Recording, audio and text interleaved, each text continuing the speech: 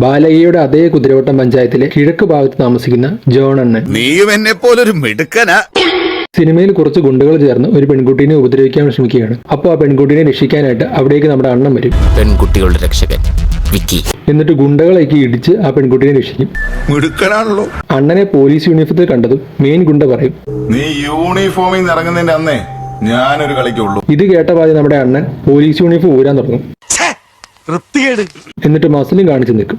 പ്രിയമുള്ള ശരീര സൗന്ദര്യ ആരാധകരെ, ഇത് ആരംഭിക്കുന്നു മ്യൂസിക് വിത്ത് ബോഡി മസിൽസ്. ഭാരതം എന്നാൽ പാരിൻ നടുവിൽ കേവലം ഒരു പിടി മണ്ണല്ല. എന്നിട്ട് ഫൈറ്റ് അങ്ങ് തുടങ്ങും.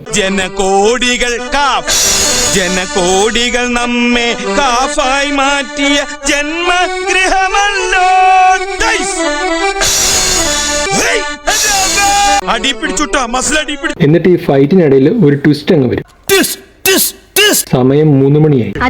അല്ല, 3 മണിക്കാണല്ലോ ദേശീയഗാനം പാടുന്നത്. അതുകൊണ്ട് ഇപ്പൊ എന്താ? എന്നാൽ നമ്മളെ പോലെയല്ല അണ്ണൻ ദേശീയഗാനം കേട്ടാ പിന്നെ സുനാമി വന്നാലും ഒരടി അനങ്ങത്തില്ല. അണ്ണൻ എന്നിട്ട് ഗുണ്ടകളെയൊക്കെ നിലത്തിട്ടിട്ട് ദേശീയഗാനം തീരുന്നോടം വരെ അനങ്ങാതെ നിൽക്കും. ഭയങ്കര. എന്നിട്ട് ഗുണ്ടകളെ ഈ അവസരം മുതലാക്കും. ഇനി ഇതേപോലെ ഒരു അവസരം കിട്ടില്ല, ഒരുമിച്ച് തീർത്ത് കളയണം. അവന്മാർ അവിടെ കിടന്ന തടിയും കമ്പും ഒക്കെ എടുത്ത് അണ്ണനെ അടിക്കാൻ വേണ്ടി നോക്കും. അടിച്ചു അറിഞ്ഞില്ല.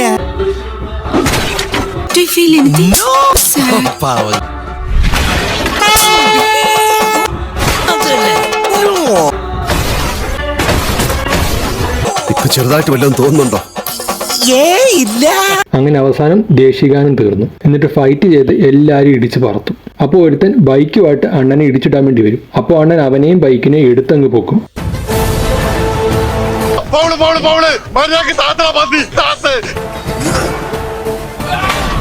നമ്മളില്ലേ. എന്നിട്ട് മെയിൻ ഗുണ്ട തല്ലാൻ വരുമ്പോ അവന്റെ പ്രത്യേക സ്ഥലത്ത് കയറി പിടിക്കും. വേണ്ട, ഇനി അടിക്കരുത്, മുട്ട പൊട്ടും. എന്നിട്ട് അവനെ എടുത്തെറിയുമ്പോൾ അവിടെ കുത്തിവെച്ചിരുന്ന ദേശീയ പതാക തട്ടി താഴേക്ക് വീഴാൻ വേണ്ടി തുടങ്ങും. അപ്പൊ നമ്മുടെ അണ്ണൻ ആ പതാക താഴെ വീഴുന്നതിന് മുമ്പ് ഓടി ചെന്ന് പിടിക്കും. തോമ വിചാരിച്ചു ഭൂമിയിൽ ഉശിരുള്ള ആൺ ചെറുക്കൻ ഞാൻ മാത്രമാണെന്ന്. അല്ല,